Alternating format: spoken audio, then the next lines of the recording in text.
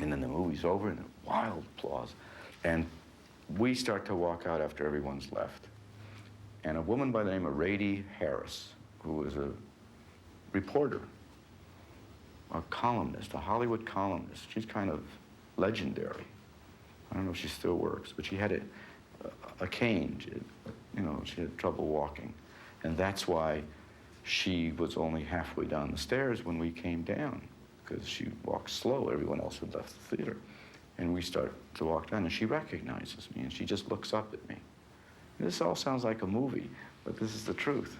And nobody else is there, and I'm just I'm feeling strange. It's just a strange feeling. And she looks at me, and she says, "You're the young man that played that part." She points a finger. I remember she's got the cane. She's a little itty-bitty woman, about 4'10" or something. I've seen her years later. I said, "Yeah." She says, "It'll never be the same for you. Life is never going to be the same for you." Just like someone, She says, "It'll never be the same for you from this moment on. Your life is..." All with actors we admired. Almost all of them with actors that we knew much better than Dustin. Actually, I think maybe I was the only person who'd seen Dustin perform on stage. And it was clear from the test that Dustin was really interesting. Our dilemma was that we had conceived of that character, and in fact of all the major characters, as being prototypical Southern California, big, blonde people. Our fantasy casting, when we were talking about it, when it was being written, was, Bob Redford and Candy Bergen, and for Mom and Dad, Ronald Reagan and Doris Day. All blonde, all healthy, all surfboards is what we called them. We wanted a family of surfboards.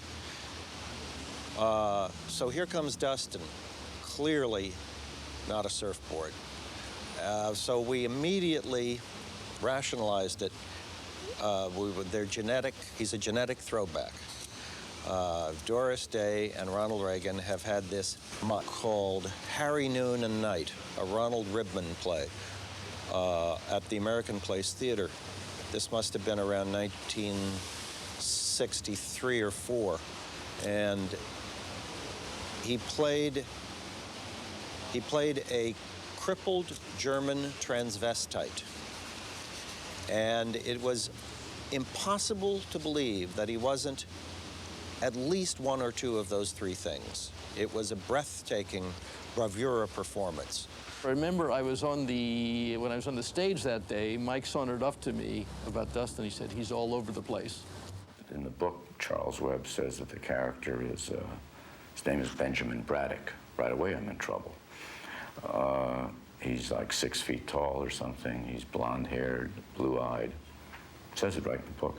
And I just felt it was, I says, you can't be that desperate.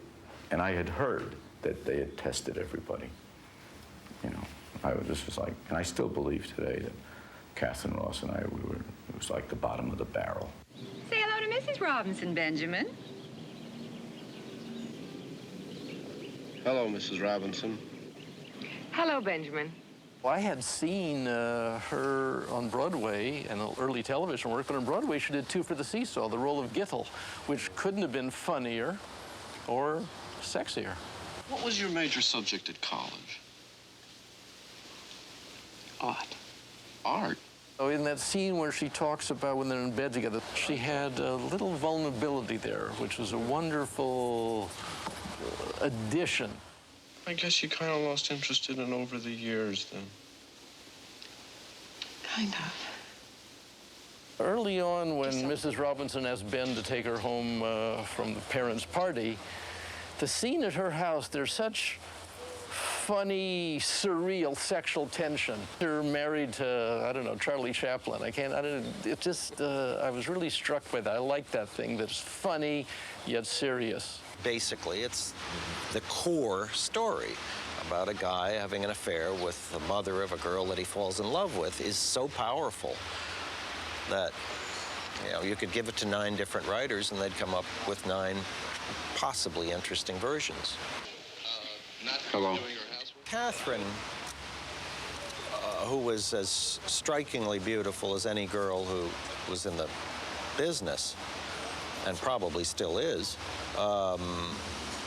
that was no problem at all. I mean, Katharine was like the dream girl from across the street for anywhere in America. She really was gorgeous. I mean, she still is, but she was just, I remember the hair, and she had no makeup on, and she was this wisp of a, you know, it's like, you know, I couldn't look at her in the eye. I couldn't, you know. He said he thought we'd make a pretty good team. Oh, no, he said that? He said he thought we'd make a pretty good team? Oh, God. What's wrong with you?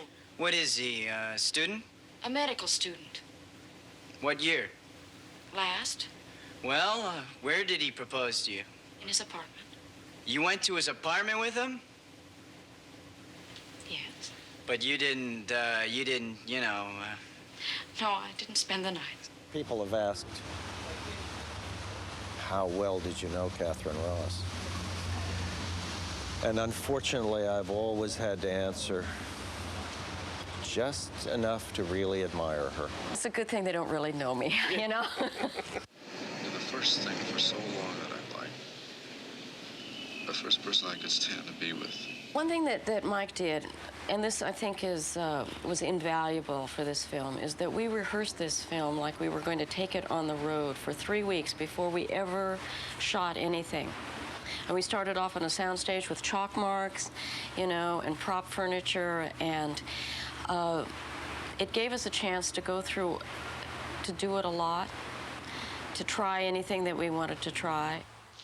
So that when he says, I want you to come in and I want you really to be asking for some prophylactics. On the whole walkover, he shot it as I walk over when I get there, and he even shows Buck Henry coming up at the last second, just like a woman pharmacist would. And he says, and you pretend she's a woman pharmacist. And when you say, could I have a room, please, what you're really saying is, could I have some prophylactics, please, to a woman pharmacist. He was doing, I think, what an artist is supposed to do. He was painting.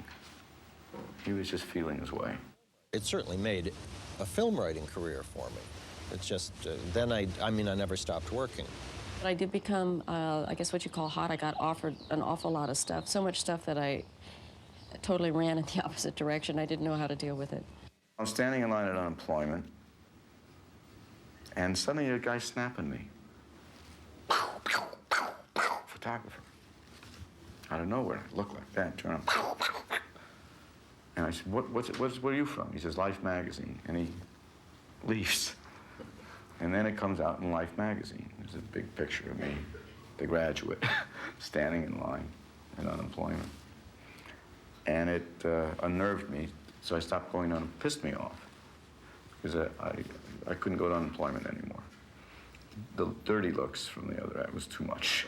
What I did get was a kind of an endless stream of ideas for what were thought of as anti-establishment comedies, some of which I actually wrote.